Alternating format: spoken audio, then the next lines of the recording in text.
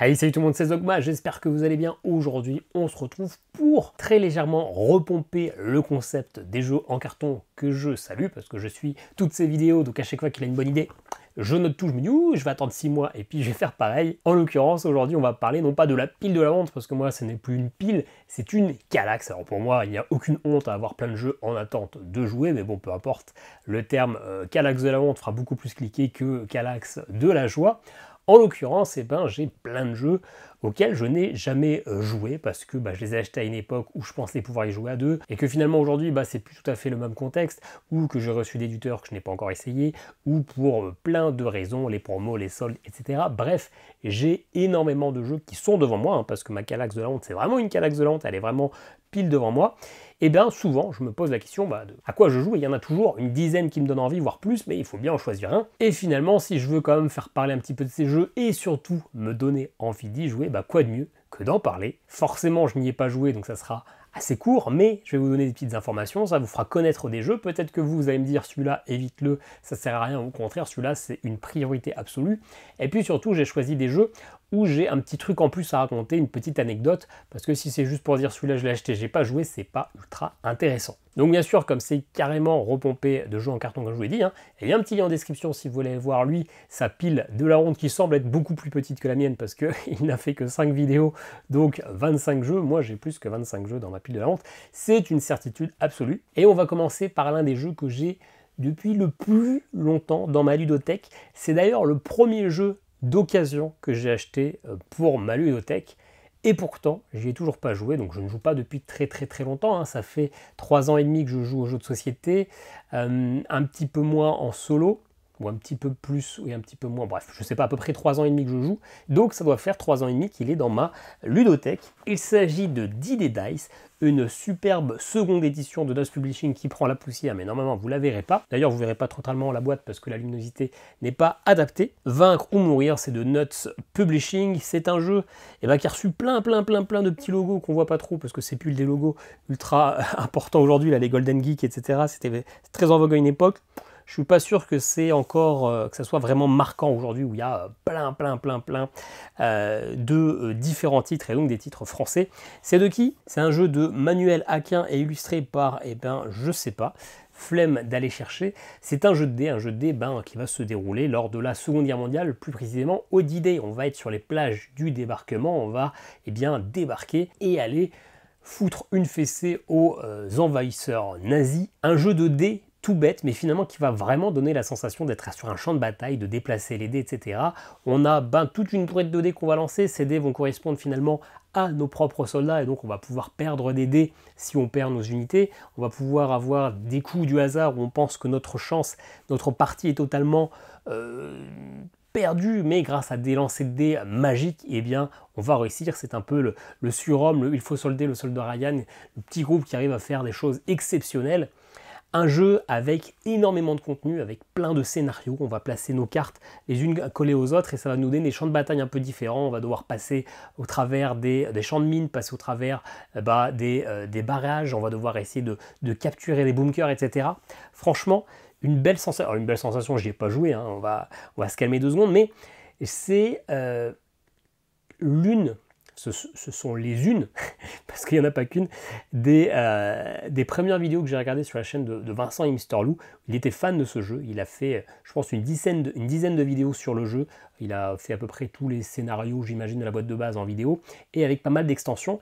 Et je regardais ces vidéos, ma fille, elle avait du mal à s'endormir, elle avait quelques mois, et du coup, pendant que j'étais à côté d'elle dans le lit, moi, je regardais les vidéos de D-Day Dice, pendant qu'elle a été collée à moi en train d'essayer de s'endormir. Et très clairement, ça m'a donné ultra envie, j'ai eu envie de jouer à ça, ça me semblait à la fois accessible et vachement immersif, même si le thème de la Seconde Guerre mondiale m'en touche une sans forcément me faire bouger l'autre, mais en l'occurrence, je trouvais que ça rendait vraiment bien. Et donc, pourquoi j'y ai toujours pas joué si je vous en donne un avis global aussi positif? Pour une raison toute bête, c'est que moi j'ai acheté une version d'occasion, parfait état, mais avec toutes les extensions. Allez, peut-être pas toutes, mais en tout cas un sacré paquet d'extensions parce que je sais pas. Et ce qui fait que quand on ouvre la boîte, c'est comme ça. Il y a 15 milliards de petits sachets. Alors la personne a très bien fait les choses, il y a à chaque fois sur les sachets des trucs, mais ce qui fait que, la flemme de se dire qu'est-ce qui est quoi, Par où on commence? Qu'est-ce qu'il faut mélanger? Est-ce que sur ma première partie, il faut tout mettre? Qu'est-ce qui fait partie du jeu de base? Qu'est-ce qui fait partie des extensions? Ça m'a carrément découragé de voir que c'était tout des sachets mis en vrac. Et encore, hein, j'ai de la chance, hein, les sachets c'est écrit dessus, hein, ce que c'est. Hein. Ça pourrait être bien pire, mais clairement ça m'a largement découragé. Et en fait c'est un peu le problème de quand on achète des collections entières. C'est ultra pratique parce qu'on a souvent des prix avantageux par rapport à si on achetait tout, mais quand on a trop de contenu, on ne sait jamais par où commencer, hein, c'est le syndrome Aeon's End. Quand vous avez X 1000 extensions d'Aeon's End, vous ne jouez plus avec Aeon's End parce que c'est trop chiant à mettre en place, trop chiant à gérer. Bah là, pareil, découvrir le jeu avec toutes ces extensions sans savoir par où mettre dans le bon sens, ça m'a découragé. Très souvent, j'ai envie de me lancer. Clairement, quand je lance un nouveau jeu, il est toujours dans les 5 derniers. Franchement, ça fait 3 ans qu'il est là, qui me fait envie. En plus, il est vraiment sur l'étagère pile devant moi. Il sortira tôt ou tard parce que je sais que c'est un très bon jeu, parce que j'ai regardé tellement de vidéos que je sais que je ne serai pas déçu, mais j'ai tellement de petits sachets à déballer que j'ai la flemme de le sortir. Alors j'ai pas dit que les raisons étaient bonnes, hein, j'ai juste dit que j'avais des raisons. Deuxième jeu dont je vais vous parler, c'est je pense le jeu le plus récent de cette Kallax, en tout cas le plus récent de cette vidéo. C'est un jeu que je n'ai pas acheté, alors si je ne l'ai pas acheté, ça compte pas, c'est un jeu qui m'a été offert ou donné à titre gracieux, pareil, par Alex des Jeux en Cravate, que je remercie, que je suis allé voir au mois de mars, je crois, début mars. Oui, c'est même carrément ça, début mars. Et en fait, il avait fait un tri dans sa ludothèque de tous les jeux qui ne l'intéressaient plus. Et il avait proposé un concours sur sa chaîne de trouver des jeux de mots sympas avec les titres, etc. Et ceux qui avaient fait les jeux de mots les plus sympas récupéraient les jeux de sa ludothèque, de sa pile de jeux à séparer. Et moi, j'ai fait absolument zéro jeu de mots. Je me suis dit, bonjour, ici Charlie, je te contacte bien amicalement. Je ne suis même pas sûr en vrai qu'on avait déjà vraiment parlé à l'avance, si peut-être quelques mails, mais clairement, je lui ai envoyé un mail disant que le jeu là m'intéressait, que je comptais lui racheter, quoi, que je voulais pas forcément faire le concours, mais que je lui ai racheté, parce que c'est un jeu qui me faisait de l'œil depuis un temps certain. Et finalement, il me l'a mis de côté, il me l'a offert, et puis surtout, ça a mis des mois et des mois, parce qu'on a mis très longtemps à finalement se rencontrer, mais je suis reparti avec Les Animaux de Baker Street, un jeu édité par Yellow, un jeu de Clémentine Beauvais et Dave Neal, et illustré par Biboun. C'est un jeu d'enquête plutôt enfantin, même si c'est écrit 10 ans et plus, parce qu'on n'est finalement pas, même si on est à Baker Street, on n'est pas Sherlock Holmes, on est les animaux de Baker Street, et on est en fait finalement une petite mygale, une tortue, je sais pas quoi, ils doivent être dessus, hein. Et en fait, c'est le chien de Sherlock Holmes qui nous apprend finalement comment enquêter tout ça. Et donc c'est un jeu avec 7 scénarios, 7 enquêtes, avec un matériel tout choupi, des petites araignées, enfin les petits personnages sont posés sur un petit présentoir, c'est vraiment sympa, on a un plateau tout mignon. Franchement, les illustrations de Biboun sont ultra mignonnes, c'est ce qui fait que le jeu fait enfantin. Après, c'est un jeu d'enquête, un jeu d'énigmes. Ce qui est a priori un gros point positif, c'est que c'est plutôt bien scénarisé. Alors c'est pas non plus un livre à chaque fois, hein. Vous avez 3 pages pour l'intro et la conclusion, mais écrit pas par n'importe qui, par Clémentine Beauvais, qui est une autrice de livres pour enfants, mais de livres quand même. Du coup, c'est pas n'importe qui écrit un texte et qui n'a pas forcément l'habitude de romancer les choses. Et puis, les histoires, les scénarios sont faits les enquêtes sont faites par Dave Neal, qui lui est un adorateur de Sherlock Holmes et de tout cet univers. Ça donne vraiment envie. Le seul frein que j'ai pour le coup, c'est que c'est 7 scénarios, et moi quand je me lance dans un truc, j'aime bien tout faire d'une traite. Alors les scénarios sont écrits pour 45 minutes, donc j'imagine que quand on n'est pas en famille, qu'on est tout seul, il y a moyen de le faire peut-être en une demi-heure. Et donc finalement 7 scénarios, une demi-heure, ça fait 3h30 et allons disons 5 heures. Mais moi j'aime bien faire tout d'un coup, et du coup je me dis, est-ce que j'ai envie de faire ça tous les soirs pendant une semaine? Je sais pas, parce que tant que je me serais pas lancé, je saurais pas à quel point ça me plaît, à quel point j'aurais envie d'enchaîner. Mais du coup j'ai tellement de jeux à faire que je privilégie toujours des jeux one shot, même si ces jeux one shot je vais en faire plusieurs parties, mais entre guillemets j'ai pas cette obligation de faire la campagne globale pour avoir un vrai avis sur le jeu. Et donc c'est le problème finalement de tous les jeux en campagne, c'est pour ça que j'en achète jamais, parce que je sais que ça prend du temps, ça bloque une table. Bon là l'installation elle est rapide, hein, je pourrais ranger le jeu, etc. Mais ça me force, entre guillemets, même s'il n'y a rien qui me force, à pousser et jouer. Et en l'occurrence, je sais que je joue à tellement de choses que c'est compliqué de rester forcément sur un jeu. En l'occurrence, cette partie de 30 à 40 minutes, très clairement, je peux réussir à le caser en 2 jours, hein, sans aucun souci, vu le taux de jeu, mais psychologiquement, il y a un petit blocage là-dedans de me dire je me lance dans une campagne et que je suis bloqué dessus. Ceci dit, j'ai ouvert la boîte parce que du coup elle est d'occasion et j'ai regardé le matériel juste avant et ça m'a franchement donné envie de me lancer. Donc il y a moyen que la vidéo sorte demain, mais que d'ici demain, ça soit plus vraiment un jeu de la Canax de la montre. Allez, troisième jeu, on passe lui aussi sur un des jeux qui est dans ma ludothèque depuis, je pense peut-être même plus longtemps que Dead & Dice. C'est même bien possible. C'est aussi Vincent et Mister Lou qui m'a fait acheter ce jeu, enfin, qui m'ont fait acheter, mais en l'occurrence, c'était plutôt lui qui faisait les vidéos, donc d'où le singulier. En fait, clairement, c'est la première chaîne de jeux de société que j'ai découvert et je suis quasiment resté que sur celle-ci. Je suis pas grand monde sur YouTube parce qu'il avait un contenu tellement gargantuesque quand je suis arrivé dans l'univers du jeu de société que j'avais pas besoin de regarder d'autres vidéos. J'avais juste à regarder ces 200 vidéos présentées et j'arrivais à découvrir des jeux. Et il y a un jeu qui m'a fait vachement envie, c'est Margrave de Valeria. Je connaissais pas l'univers de Valeria quand j'ai découvert ce jeu, hein. Moi je suis arrivé assez tard dans le game, on peut le dire. Et l'univers, le côté graphique qui est fait par The Miko m'a franchement plu. On aime, on n'aime pas, c'est pas toujours c'est des fois clivant, notamment dans les jeux de Shem Phillips, mais là, dans l'univers de Valeria, je trouve que ça colle vraiment pas mal, je trouve ça vraiment joli, et je trouvais le jeu finalement assez accessible, mais en même temps relativement poussé. On était à une époque où je découvrais un peu les jeux de société, donc je cherchais pas des trucs non plus ultra compliqués. Un jeu finalement où on va avoir une carte qui aura double fonction, soit on l'utilise pour les ressources qu'on va débloquer et certains points d'action, soit pour le gros bonus qu'on aura sur la carte, des cartes qu'on va pouvoir recycler ou utiliser à usage unique, ce qui va nous permettre de déplacer sur le plateau, de récupérer des ressources, etc. Et du coup d'améliorer notre camp de base. Bref, un jeu finalement un peu de pose d'ouvrier, ou en tout cas de déplacement d'ouvriers, des gestions de main, de gestion de ressources, qui m'a l'air assez classique, mais j'aimais beaucoup l'univers visuel, et je trouvais que c'était plutôt pas mal, sauf que à cette époque-là, je ne jouais pas en solo, même pas du tout en solo, je ne savais même pas que les modes solo existaient. Alors peut-être que si, parce que si je suivais Vincent, j'avais dû voir des jeux solo, mais en l'occurrence, celui-ci est noté 2 à 5 joueurs, et donc je l'ai acheté neuf, hein, vous le voyez, je crois en promo, mais c'est même pas sûr, pour y jouer avec ma compagne, sauf que ma compagne, elle a vu ça, elle m'a regardé, elle m'a regardé, elle est partie. Elle m'a pas quitté, hein. Elle est juste partie, du coup on n'a jamais joué à ce jeu, parce que finalement ça n'intéresse pas, le côté graphique de la boîte, bleu foncé comme ça, ça ne l'a pas du tout inspiré, et maintenant qu'elle a un peu plus qu'elle est un peu plus rodée dans les jeux de société, clairement, et connaissant un peu plus ses goûts, clairement je pense que c'est pas le genre de jeu qui lui plairait. Ceci dit, du coup c'est un jeu qui est dans ma pile de lande depuis perpète, que je n'ai pas revendu. Pourquoi? Parce qu'il existe un mode solo officiel, une petite extension qui est totalement en rupture de stock en France. J'avais même contacté le Kit de Games à une époque, il m'avait répondu super rapidement, disant que ce n'était absolument pas prévu qu'il y ait un reprint de cette extension, qu'il n'en avait plus du tout en stock et qu'il fallait que je contacte Daily Magic aux États-Unis.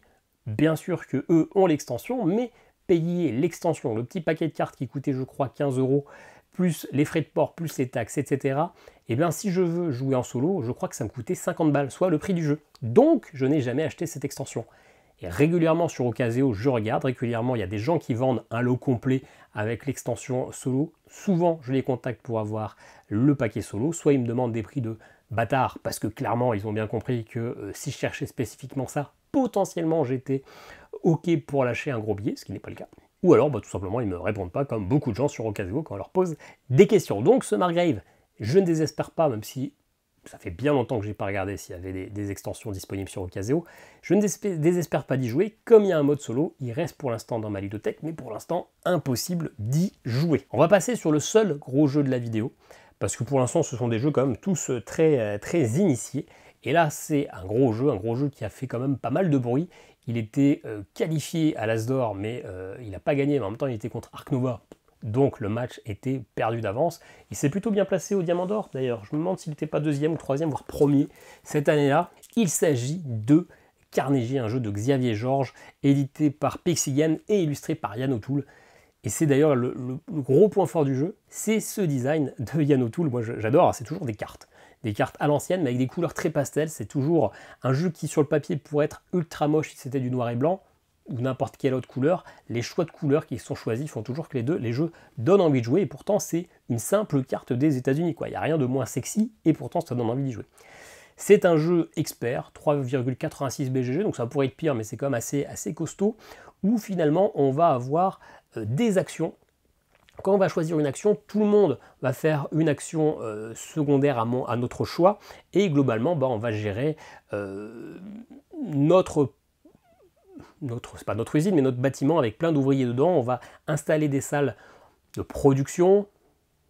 Ça peut être c'est pas forcément de la production au sens propre, mais globalement ça va être une entreprise où chaque petite salle ça va être une action différente. On va pouvoir déplacer nos ouvriers dedans, les activer pour récupérer des bonus, aller récupérer des jetons pour aller mettre sur la carte. Et sur la carte il y a un système de majorité. Plus on a de pions, celui qui a le plus de pions sur des villes marque les points, et on va essayer de faire aussi un chemin pour relier différentes villes. Bref, dit comme ça vend pas extraordinairement du rêve, mais a priori, c'est un jeu qui est excellent. Difficile de vous résumer un jeu expert quand finalement c'est une association de petites mécaniques, mais pas une mécanique ultra originale, même s'il y a quand même un truc qui a des petites languettes sur les côtés qu'on va dévoiler petit à petit au fur et à mesure qu'on aura débloqué des bonus. Et ce système de languettes est la raison pour laquelle je n'ai toujours pas joué au jeu. J'ai pas ouvert la boîte est neuve, je l'ai payé 62 balles, ce qui est un peu cher, enfin ce qui est le prix, hein, mais ce qui est cher pour un jeu. Et j'ai toujours pas joué alors que je l'ai acheté, je sais pas, c'était pas en 2024, c'est une certitude absolue, je l'ai racheté, il était en rupture de stock, je l'ai racheté lors du réassort, et depuis, rien du tout. Pourquoi je l'ai toujours pas lancé? Parce que j'ai l'impression que le plateau prend pas mal de place. Tous ces jeux experts, c'est souvent des gros plateaux, des grosses cartes. Moi je joue sur ce bureau-là, qui est un bureau d'une belle taille, mais là vous avez quasiment tout ce qu'on voit dans l'écran. Sauf que ce bureau-là, c'est mon bureau, c'est mon ordinateur, j'ai mon enceinte, ma souris, mon clavier qui est juste là, etc. Donc quand j'installe un jeu qui prend de la place, je ne peux plus rien faire sur ce bureau. Or, c'est quand même mon bureau, j'y suis tous les soirs, je travaille un petit peu dessus, je fais les vidéos, le montage le week-end, etc. Donc un jeu, il faut qu'il puisse être démonté, remonté assez rapidement, ou s'il reste en place, c'est parce que c'est un jeu où je ne vais pas rester des heures et des heures, je ne vais pas faire 15 000 parties. Ça, c'est un jeu dont les parties vont durer 1h30 à 2 heures, c'est un jeu qui prend de la place, c'est un jeu qui est expert, donc il va falloir, pour bien jouer, faire un paquet de parties, et je sais pertinemment que je ne vais pas pouvoir le laisser installer sur la table, parce que notamment, il prend de la place, et qu'en plus, non seulement il prend de la place, mais la place prévisible, elle est un petit peu difficile à prévoir. C'est que du coup, on aura notre petite entreprise avec ces languettes qui vont sortir, et donc plus on avance dans le jeu, plus ça prend de la place. Et j'ai bien peur que ça prenne vraiment beaucoup trop de place, et que du coup, je ne puisse plus du tout utiliser l'ordinateur pendant ce temps-là, que ça me bloque ma souris, etc. D'autant plus que moi, les parties bloquées de mon bureau sont les parties à droite, et cette languette sort vers la droite, donc je peux même pas dire, de ce côté-là, j'ai rien du tout, je peux aller mettre ça là-bas. Et puis surtout, je me rappelle encore une fois la vidéo de Vincent et Mister Lou, qui s'était amusé sur ce jeu, qui trouvait très bon, mais il avait les languettes qui pendouillaient dans le vide, ça sortait de sa table, et il avait les petits cubes en bois qui étaient posés dessus, un petit peu en extension, hein. On pouvait faire bring bring bring sur la petite languette, et ça faisait propulser les jetons au ciel.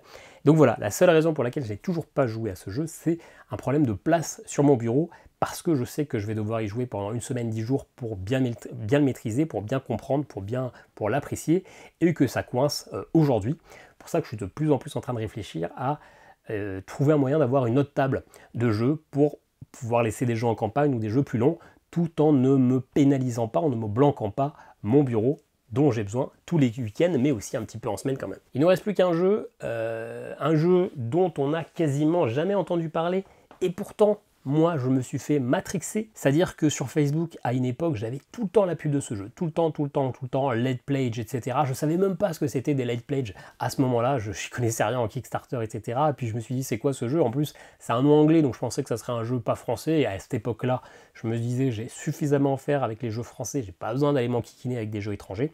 En l'occurrence, c'est un jeu purement français. Mais bon, j'avais pas Kickstarter, j'étais passé à autre chose. Et finalement, quand le jeu est sorti, j'ai vu quelques retours positifs sur le groupe des joueurs solo de Facebook, et je l'ai vu en boutique, la boîte était quand même plutôt jolie, et je me suis dit, allez, je me le prends, il est en boutique, c'était un Kickstarter mais qui est sorti, on va y aller. Il s'agit de Tavernes et Dragons, fait par Lord Raccoon Games, ça c'est la maison d'édition, mais c'est de l'auto-édition en fait, hein. C'est Quentin Vernet et Marc Vernet, et en illustrateur, je ne sais pas si c'est Baptiste Michard ou Nastia Laine, mais c'est une histoire comme ça. Je l'ai acheté, ce jeu, et j'étais content, je l'ai déballé, j'ai commencé à installer, à lire les règles, etc. Puis je me suis dit, mais il n'y a pas de mode solo? Et non, il n'y avait pas de mode solo. Alors je me dis, mince, c'est quoi cette histoire? Je me dis peut-être que c'est une variante. Je regarde sur BGG, il y a des gens qui parlent du mode solo, qui parlent d'une carte, etc. Je dis, mais je n'ai pas cette carte. C'est quoi cette histoire? Et en fait, il s'avère que le mode solo est une exclusivité du Kickstarter, pas présente dans les boîtes retail. Ça, c'est l'histoire, c'est le truc le plus con. Enfin, ce n'est que mon avis, mais je trouve ça détestable qu'un mode solo soit une exclusivité Kickstarter. Bref, du coup, j'ai une boîte qui servait à rien, je l'ai revendue. Forcément parce que pas moyen de récupérer ce mode solo. Et puis je guette, et puis je me rends compte que sur Ocaseo, Et bien un jour, il y a quelqu'un qui le vend en édition Kickstarter. Alors c'est arrivé souvent, mais souvent aux alentours de 70 €, etc. Ce qui était sûrement le prix du Kickstarter, mais que je trouvais ça, j'avais pas envie de mettre autant. Et là, je suis tombé sur quelqu'un qui le vendait à 50 €, donc finalement en version Kickstarter, le prix de la version retail, je crois, ou à peu près. Je contacte la personne, il me dit oui, en fait, je suis l'auteur du jeu, ce sont des versions que j'ai en rap chez moi, elles sont déblistées, mais elles sont neuves, c'est pour ça que j'ai baissé le prix. Je dis, bah, moi ça me va, hein, parfait, de toute façon, le but c'est d'y jouer, bon, j'y ai toujours pas joué, hein, du coup, mais moi ça m'allait très bien d'avoir une version neuve, mais au rabais, et en plus, bah, du coup, l'auteur m'a envoyé les petites exclusivités Kickstarter, c'est-à-dire les boîtes, le petit sachet de pièces en métal, donc finalement j'en ai même plus pour moins d'argent. Et ce qui est rigolo, c'est que je l'ai rencontré pour son nouveau jeu au Fige, il le présentait, alors je ne sais plus comment ça s'appelle, et finalement, il savait qui j'étais, parce que mon pseudo c'était Zogma, et donc même si on ne s'était absolument pas dit patati patata, bah, il avait bien percuté que c'était moi qui l'avais contacté, et du coup, bah, on a parlé un petit peu à ce moment-là, et c'était plutôt rigolo. Toujours est-il que j'ai toujours pas joué à Taverne des Dragons, alors que en février, c'est en février le Fige, et que du coup, ça devait faire 1 mois et demi, ça devait être depuis le mois de début janvier que je l'ai récupéré, et là on est mi-août, et toujours pas joué. Ce qui m'a attiré dans ce jeu, c'est le côté très cartoon, très mignon. On est des petits aventuriers, on va tenir notre taverne et on va essayer d'aller chasser des dragons, hein. Tout est dit dans le titre, il n'y a rien de plus ouf que ça, hein, c'est dans le titre. Et donc il va y avoir un système, on va se déplacer autour d'un plateau pour récupérer des ressources, sauf que nos différents ouvriers n'ont pas beaucoup de place dans leur besace, donc on va devoir retourner à la cuisine pour aller faire des recettes, pour aller retourner, éventuellement battre des dragons qui vont nous rapporter pas mal de points de victoire. Un jeu qui m'a l'air assez familial, assez accessible, peut-être pas révolutionnaire, mais j'ai vraiment flashé sur le côté cartoon et le côté assez comique. Notamment, on a un moment, au lieu d'avoir un âne ou un cheval qui tire une carrosse, c'est une poule avec du coup une canne à pêche avec un petit asticot qui la motive au lieu de la carotte et de l'âne. Du coup, j'ai toujours pas joué, mais c'est un jeu qui me donne envie parce que je trouve que c'est plutôt mignon. En plus, moi j'aime bien des fois jouer à des jeux assez simples, ne pas trop me casser la tête. Et donc je sens que c'est le genre de jeu qui pourrait me plaire. Alors est-ce que c'est bien fait, est-ce que Mode Soul est bien fait, je ne sais pas, mais clairement, il est dans ma pile de la honte, mais il sortira tôt ou tard, et c'est pour ça que je vous en parle aujourd'hui. Donc voilà pour ces 5 jeux. Bien sûr, je vous ai pas dit grand chose à part un léger pitch des jeux et puis surtout la petite anecdote de pourquoi j'y ai toujours pas joué. Alors celui-là, de pourquoi j'y ai toujours pas joué, c'est surtout parce que j'ai mis du temps à récupérer la version Kickstarter et puis depuis les aléas de la vie font que à chaque fois il y a d'autres jeux qui lui sont passés devant. Dites-moi en commentaire ce que vous pensez de ces jeux, si vous en avez déjà entendu parler, s'il y en a un qu'il faut absolument que je teste ou au contraire que vous avez absolument envie d'avoir un avis, d'entendre un avis dessus et que du coup ça pourrait me motiver aussi à lancer, hein, parce que c'est vrai que des fois il y a des jeux, je les lance plus parce qu'on me les a demandés, alors qu'ils n'étaient pas dans ma priorité des boîtes. Si ce principe de vidéo vous a plu, eh bien dites-le moi, hein, j'ai du coup suffisamment de jeux pour faire des mois et des mois de contenu assez facilement pour le coup. Et puis nous, on se dit à très bientôt pendant la vidéo. Ciao ciao.